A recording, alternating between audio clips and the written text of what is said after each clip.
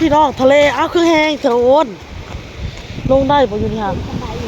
ไปลงกันได้พี่น้องเอ้ยอ้นน้อยก็มาฮอดอันเห็นอะไรหินนะโอนสมใจอยากมาฮอดทะเลเป็นอะไรอ้นเห็นน้ำทะเลสิลงเลยได้นางสิลงไปย่างน้ำทะเลเลยได้ปะ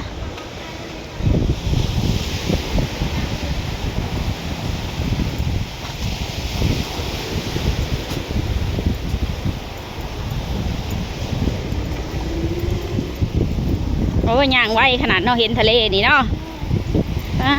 ตัวก็ดีใจอ่นน้อยเอ้ยเอาได้สิเป็นยัง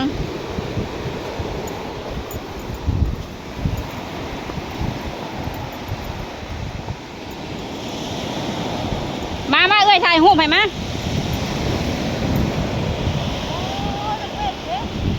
อยากเล่นก็เล่นเล่นไปเลยจังแหวะนะแล้วไม่พิมพ์บุญวันนี้มันบ่ค่อยสะอาดเอา1 2 3เหนียว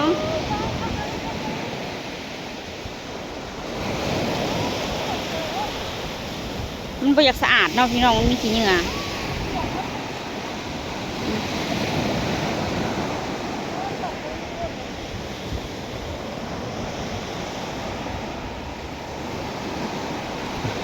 อ้น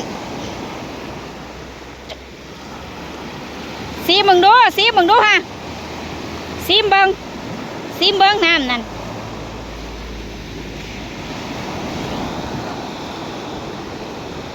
เข้มบ่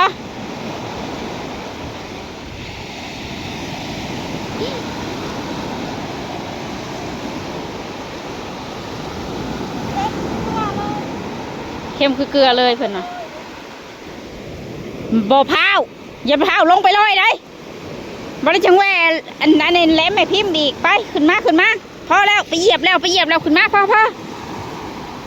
พอแล้วคันว่าพ่อได้ยังต่ออยากลงลอยบาทนี่ไปพอเบิดเวลาแล้วสำนั่นแหละอยากลงลอยบาทนี่เดี๋ยวดูกระจกยังอาบนะบาเลยจังอาบไปขึ้นเบิดเวลาแล้วใส่เอาเกือบซ้ำนี่บ่นี่ค่ะซ้ำนี่ไปนี่ชิแวอีกแล้วไม่พิมพ์อีกได้อันนี้ลากขึ้นก่อน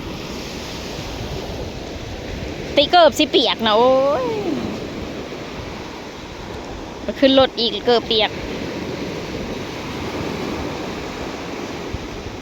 มันไม่ได้ม่วนเด้อยืนตากแดดงามหิมะขักเลยขักบ่ขักเลยน้ำมันใสเนาะ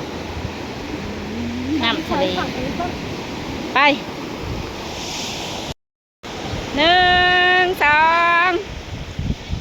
น้ำจะเห็นทะเลหมดนะต้องยืดอยู่ข้างบน1 2มาขึ้นมาพอเบิดเวลาพอแล้วได้เหยียบน้ำทะเลแล้วก็พอเลยเนาะ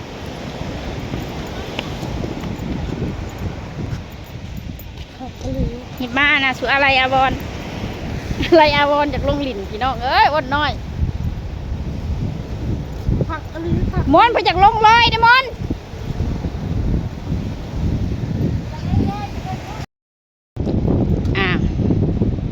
มาพี่น้องพาอ้นน้อยมาเปิดหูเปิดตาก่อนจะไปหาทำงานทำการกันเนาะแม่เราว่าอ้นไปสันเปลี่ยนจุดกันบ่ไปมีแล้วก็จะขายก็มีอะไรไปงานไปป้าอยู่แต่บักไก่อ้นขับไปโอ้ยให้ขับอันนี้เนี่ยลอยคนหมู่เขาปะ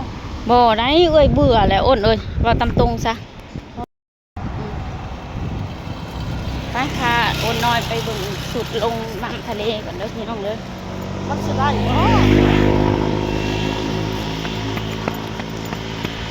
บริการอาบน้ำ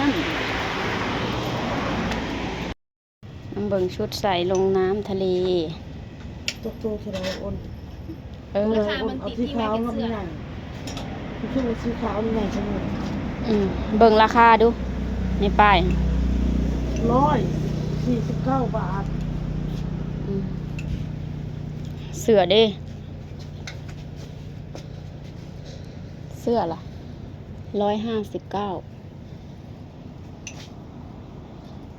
อันนี้มัน2XL ตัวนี้ โอ้ยอดหน่อยเอ้ยคือบ่เพียวๆเนาะใส่จังซี่ นั่นแหละหมดเลย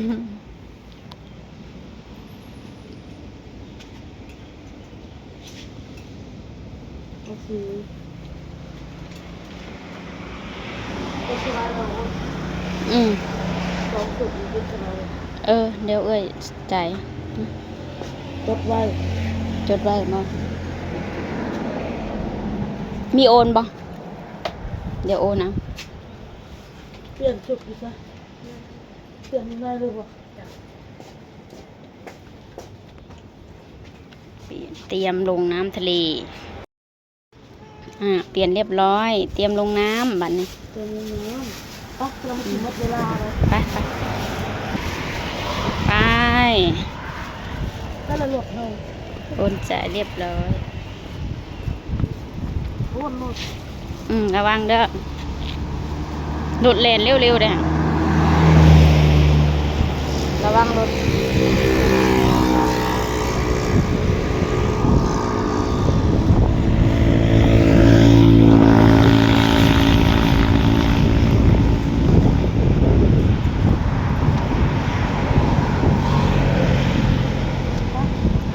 ไป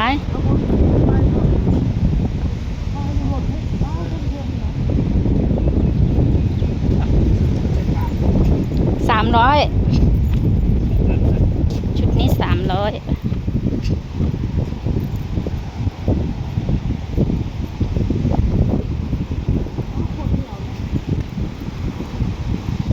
ไปลงไปแล้วไปเหี่ยวน้ำ ตอนขึ้นเมื่อกี้นี่คือบ่เหี่ยวมันแล้ว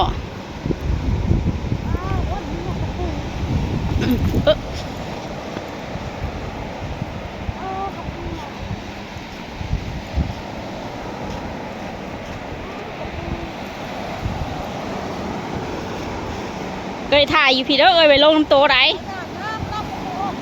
น้ำมันฮอดพี่นะซูมเอาดอกไปรถ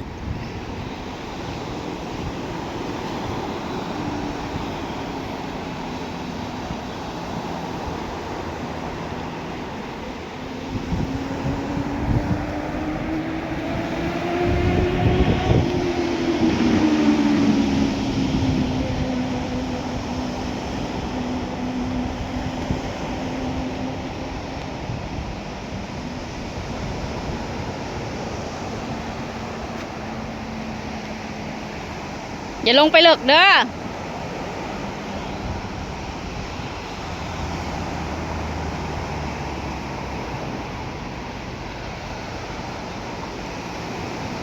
อย่างลงไปอีกแล้ว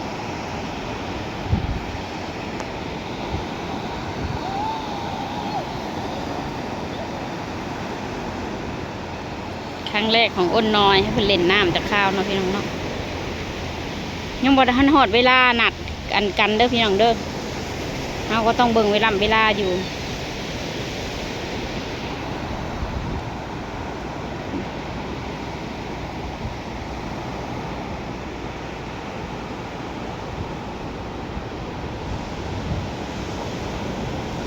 ฟังงั้นกับฝรั่งเขาเล่นกันเล่นน้ำกัน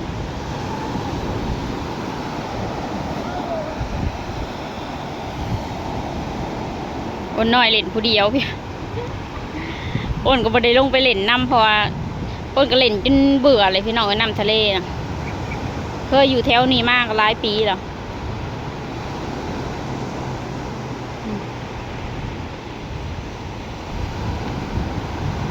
เบิดเวลา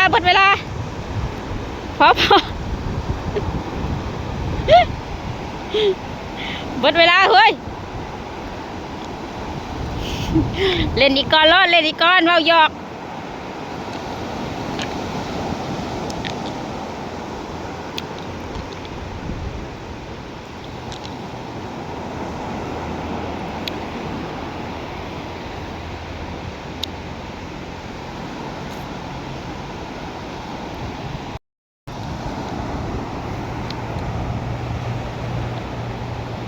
ลินโตขึ้นอยู่ได้ลินโตขึ้นกับน้ำอยู่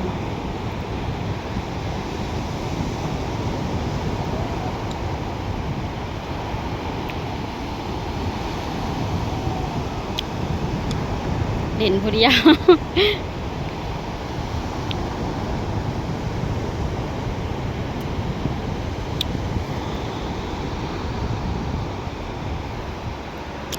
เขาห่มก่อนเด้อเขาห่มก่อนเด้อเฮ้ย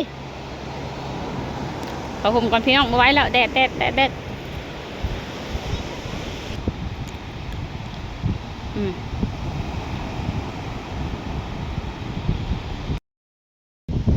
เอาพี่น้องเอ้ย